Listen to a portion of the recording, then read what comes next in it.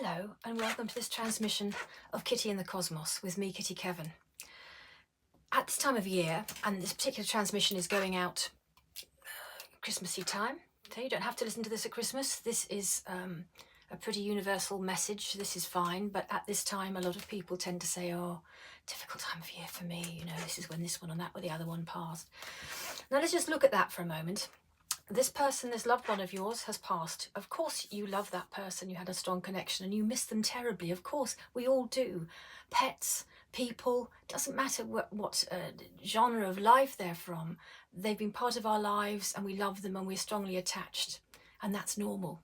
And grieving for them when they've passed, that's normal. You need to go through that process and allow that process to heal you, give you the time. That's what time is for. Time is for these journeys. If you didn't have time, you wouldn't have those journeys of going from young to old, from happy to sad, from up to down. You know, we need the time. So take the time, do the grieving. But what people seem to be doing, a lot of people tend to do, they have an anniversary on their calendar in their minds. That was it. That was when. That was the pain. So what you're doing psychologically to yourself is the 2-week build up to that date, you're coming down. By the time that date arrives, you're down. There's going to be tears, there's going to be the whole thing, whatever. And then you've got 2 weeks to recover because that's what happened then. So you're not actually living your life. And you're not living the life that your loved one would want you to live. Now, you might say, well, that's easy for you to say. You're not living through what I'm living through. Well, we all live through bereavement. I've lost my mother and father. But the joy for me is that I can see them. And if you practice your centering states and your meditations and things like that, you too might find that you can open your psychic gifts and be able to see the spirit world and that kind of thing. My mother, for instance, when I asked her for input for this particular transcript, is singing a song she used to sing when it was What the Hell, Balls to Mr. Banglestein, some kind of, and she's doing a jig, so she's having a laugh. She's basically saying, knees up, Mother Brown, we're laughing, we're joking, we are rejoicing.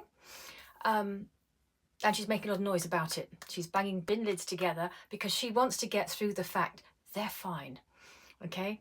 She wants to show you that they're having fun. She wants to send her love out in that way, to show joy and to show abandon. So when you do feel you're having a moment that brings you down, when you do feel something triggers, and it does, a song, a smell, something will remind you of your loss, change your thought to a celebratory moment with that person, a little shared moment, or even their face smiling at you. Think of that. And when your mind feeds into that more positive image, you'll find that you don't fall vibrationally quite so low. Because at the end of the day, when you're falling really low and, oh, yeah, I can't give you then that person in the soul, as a soul in the spirit world, is drawn to help you, is drawn to be around you. Now, have you ever thought that perhaps you're distracting them from something they'd rather be doing? They'd never say that because they come with pure love to you, of course. But if you could think for a moment how that could be for them, they're actually okay. They have dropped the glove they used to handle the physical world. And the real part of them has moved on into a place which is beyond us to describe. We can't describe what it is. It's beyond human mentality.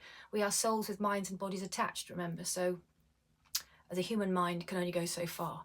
And it's when you try to go too far and heighten your vibration too much that it's like ETs can't come down because they blow your mind up, because they would. Their vibration is so out there, so marvelous, you know. So we're all different. So just accept that. I'm just hearing desiderata in my mind. Accept the things that you cannot change, courage to change the things you can, and wisdom to know the difference.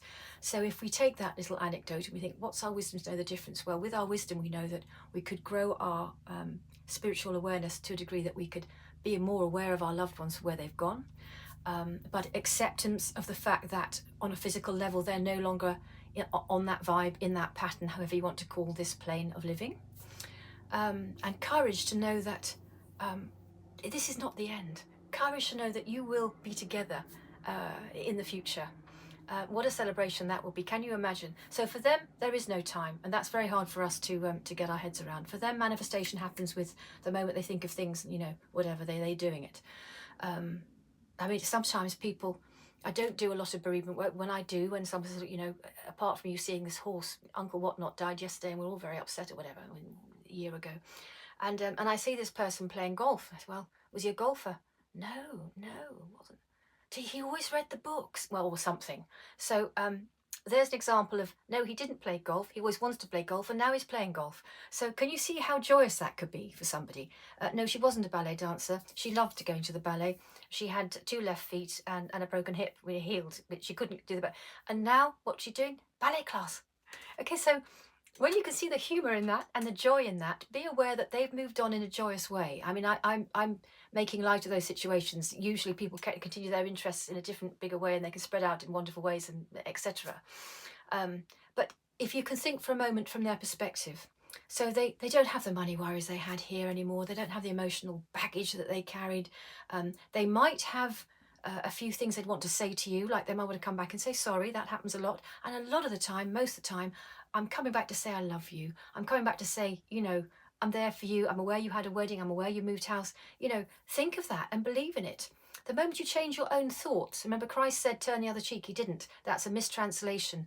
In the ancient Aramaic, he actually said choose another thought. But in that language, it read like turn the other cheek. But perhaps in Aramaic, the expression to turn the other cheek meant choose another thought, because that's actually what he meant. So everything's about choosing another thought, because when you choose another thought, you literally change your vibration and your perspective then of whatever you're beholding at the time or perceiving. So you can't go from utterly depressed to jazz hands in 2 seconds. It's not possible, right? But by changing your thought, finding something else, so, you know, you're suddenly really brought down because you've just seen your mother's favourite flower. Instead of going, oh, it reminds me of mummy, look at it and think, mummy, look, there's one that you used to love. Can you see the difference? So we're not dishonouring our loved one by being glib about them, but we're sharing a joy with them, and they would so prefer that. So my strong suggestion is go through your mourning period, because it's important and you're human and you must. And we also have to let the oil and the water settle, the chaff from the wheat. You settle your emotions. It's a process, but don't dwell on it. Don't wear it like a heavy cape, okay? Because you can wear the emotion like a heavy cape, and that's an expression that Spirit will use. You know, when Jesus finds somebody who is so close to the Bible they never get their nose out of it, and everything's about it, he says, he or she's wearing me too close. You know, in other words, you know, breathe, step back, encompass the lightness and the purity of the proper message, the real message, the I am the way, I am the light. You know, let's not get into God bless him, Jesus, at the moment, because there's so much we could say about that. But he's coming through now, because I know this is a love thing, and he also has a comforting vibe to bring people. So it's choosing a light thought and not a dark thought. If you can do that, you really help yourself and those around you, because you just spread joy. And people who are a bit lighter, a bit fun, a bit nice to be around, well, they're nice to be around, and it makes the world go round. But if your son goes, oh, I can't see you because it's the anniversary of X, Y, and Z, and that's in a week's time, and hello. So just have a think. It's human to be a bit of a wallow after a death. Of course it is. Wallow in it. You need to process, and then start to work out the other side. Put some happy pictures up. Put the photos up that you shared. Get the memories out that you loved. And then when those moments catch you in the future of, oh, but I can't share that, you can share that. Send the thought out and say, look, I've just scored a goal, Dad. Remember that football match? Send the thought out, and it will be received, and it will be seen, and Dad will be there. If you're baking a cake that your gran used to do, Gran, I've forgotten the blah blah, what can I put in instead? Look at this, do you think like smell? Share it with her.